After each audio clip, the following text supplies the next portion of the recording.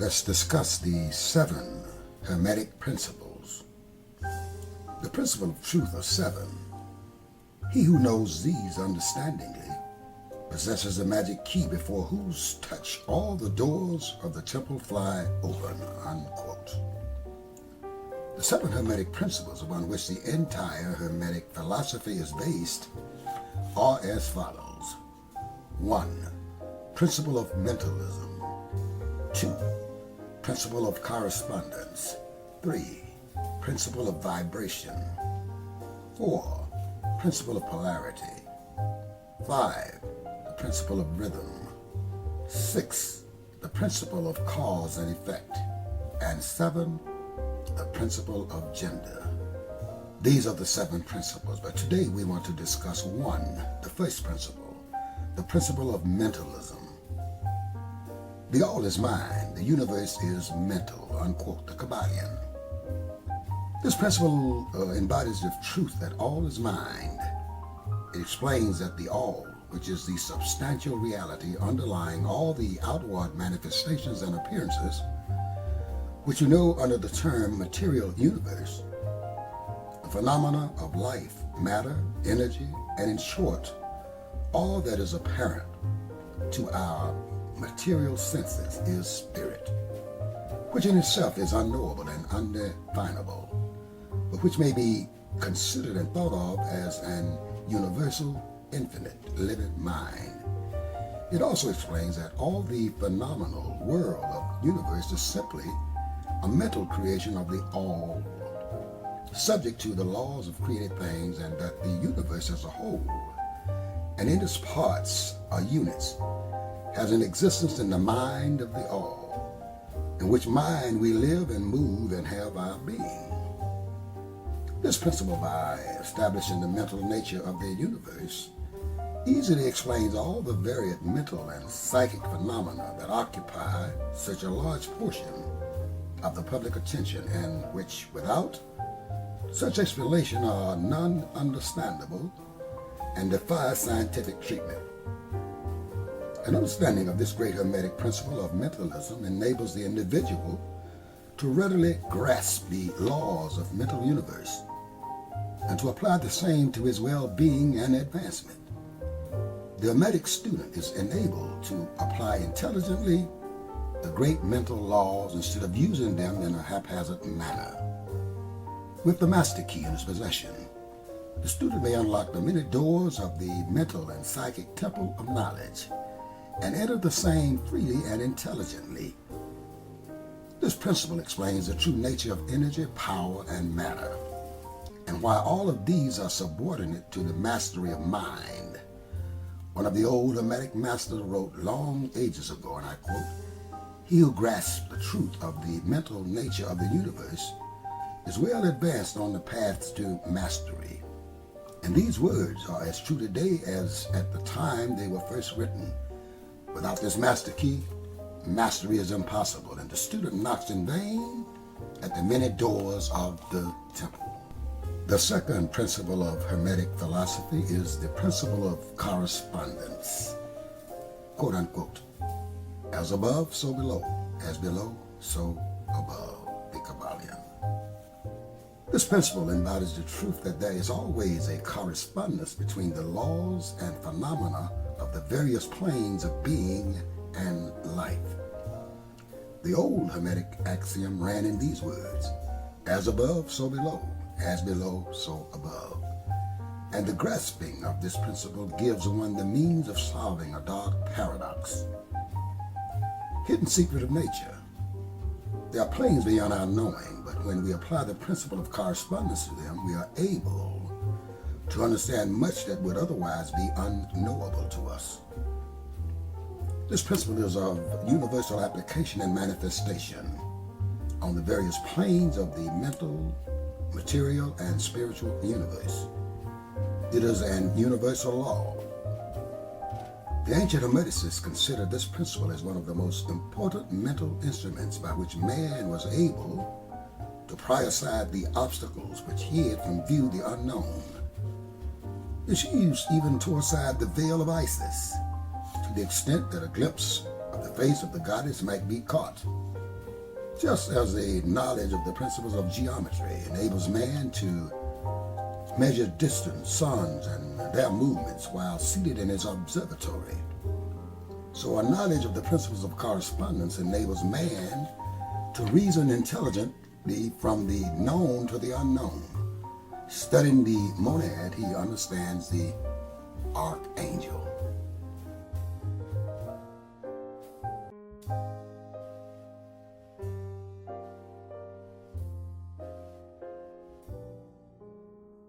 The third principle of the Hermetic philosophy is the principle of vibration. And I quote from the Kabbalion: "Nothing rests, everything moves, everything vibrates," unquote. This principle embodies the truth that everything is in motion, everything vibrates, nothing is at rest. Facts with modern science endorses, and which each new scientific discovery tends to verify. And yet this Hermetic principle was enunciated thousands of years ago by the masters of ancient Egypt. This principle explains that the differences between different manifestations of matter, energy, mind, and even spirit results largely from varying rates of vibrations. From the all, which is pure spirit, down to the grossest form of matter, all is in vibration. The higher the vibration, the higher the position in the scale. The vibration of spirit is as much an infinite rate of intensity and rapidity that it is practically at rest, just as a rapidly moving wheel seems to be motionless. At the other end of the scale, there are gross forms of matter whose vibrations are so low as to seem at rest. Between these poles, there are millions upon millions of varying degrees of vibrations, from corpuscle and electron, atom and molecule to worlds and universes. Everything is in vibratory motion. This is also true on the planes of energy and force, which are but varying degrees of vibration, and also on the mental plane, whose states depend upon vibrations, and even on to the spiritual planes. An understanding of this principle with the appropriate formulas enables Hermetic students to control their own mental vibrations as well as those of others. These masters also apply this principle to the conquering of natural phenomena in various ways. He who understands the principle of vibrations has mastered the scepter of power, says one of the old writers. The fourth principle of the philosophy of the students of Hermes is the principle of polarity. And I quote from the Kabbalion: "Everything is dual, everything has poles, everything has its pair of opposites. Like and unlike are the same. Opposites are identical in nature, but different in degrees. Extremes meet, all truths are but half-truths, all paradoxes may be reconciled," unquote. This principle embodies the truth that everything is dual, everything has two poles, everything has its pairs of opposites, all of which were old Hermetic axioms. It explains the old paradoxes that have perplexed so many, which have been stated as follows: theses and antitheses are identical in nature, but different in degrees. Opposites are the same, different only in degrees. The pairs of opposite may be reconciled. Extremes meet. Everything is and isn't at the same time. All truths are but half-truths. Every truth is half false. There are two sides to everything, etc., etc. It explains that in everything there are two poles or opposite aspects, and that opposites are really only the two extremes of the same thing, with many varying degrees between. To illustrate, heat and cold, though opposites, are really the same thing. The difference consists merely of degrees of the same thing. Look at your thermometer and see if you can discover where heat terminates and cold begins. There's no such thing as absolute heat or absolute cold. The two terms, heat and cold, simply indicate varying degrees of the same thing, and that the same thing which manifests as heat and cold is merely a form, variety, and rate of vibration.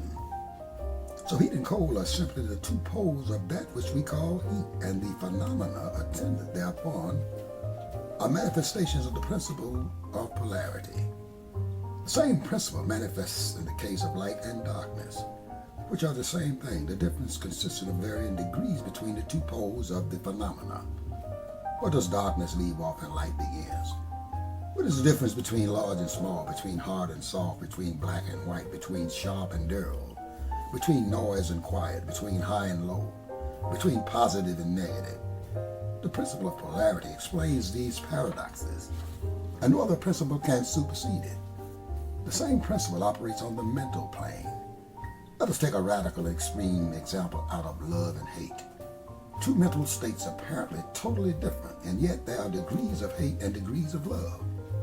And a middle point, which we use the terms like or dislike, which shade into each other so gradually that sometimes we are at a loss to know whether we like or dislike or neither. And all are simply degrees of the same thing, as you will see if you will but think a moment. And more than this, and considered of more importance by the Hermeticists, it is possible to change the vibrations of hate to the vibrations of love in one's own mind and in the minds of others. Many of you who hear these words have had personal experiences of involuntary, rapid transitions from love to hate, and the reverse, in your own case and that of others.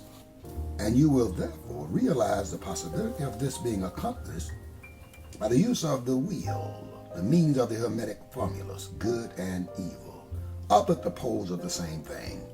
And the Hermeticist understands the art of transmuting evil into good by means of an application of the principle of polarity. In short, the art of polarization becomes the phase of mental alchemy, known and practiced by the ancient and modern Hermetic masters. An understanding of the principle will enable one to change his or her own polarity, as well as that of others, if he or she will devote the time and study necessary to master this art.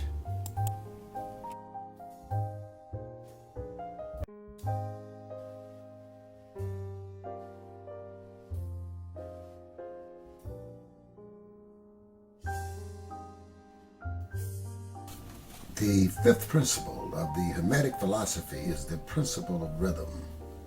And I quote from the Kabbalion: everything flows out and in. Everything has its tides. All things rise and fall. The pendulum swing manifests in everything.